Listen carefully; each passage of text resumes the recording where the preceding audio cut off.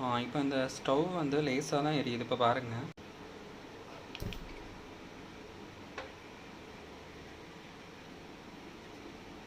பார்த்தீங்களா? ஃப்ளேம் வந்து ரொம்ப கம்மியாக தான் எரியுது. இதுக்கு என்ன பண்ணலான்னு சொல்கிறேன்.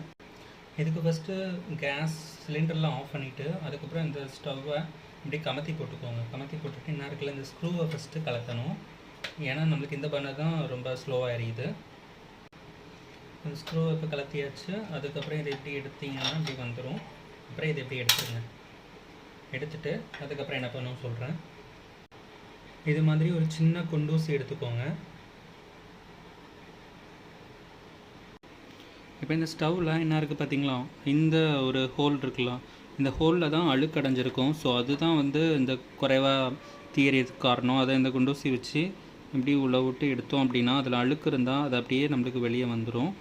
ஸோ வெளியே வந்து அந்த கேஸ் வந்து இதுக்குள்ள வழியாக போகும். அது ஃப்ரீ ஆகிரும். அந்த ஃப்ரீ ஆனதுக்கப்புறம் அது சூப்பராக எரியும்.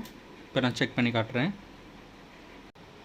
இதை நம்ம மறுபடியும் ப்ளேஸ் பண்ணிடுவோம். இதில் விட்டு இதில் விட்டு ஸ்க்ரூ வச்சு டைட் பண்ணணும். அவ்வளோதான். சரிங்களா?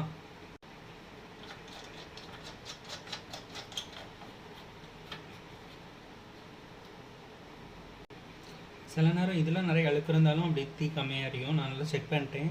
இது வந்து சூப்பராக க்ளீனாக தான் இருக்குது. ஓகே, இப்போ செக் பண்ணி பார்த்துடலாம். ஓகே, நான் உங்களுக்கு கிட்ட காட்டுறேன். இதை பாருங்கள். ஃபஸ்ட்டு காட்டும் போது எவ்வளோ கம்மியாக எரிஞ்சுது, இப்போ எவ்வளோ ஃப்ளேம் எவ்வளோ இதாக இருக்குது பார்த்தீங்களா? ஓகேங்க. ஸோ இதை மாதிரி நீங்களும் கேஸ் சரி பண்ணுறவங்கள கூப்பிட்டு ரொம்ப காசு செலவழிக்காமல் இந்த மெத்தடில் நீங்கள் செக் பண்ணி கிளியர் பண்ணுங்கள். சரிங்களா?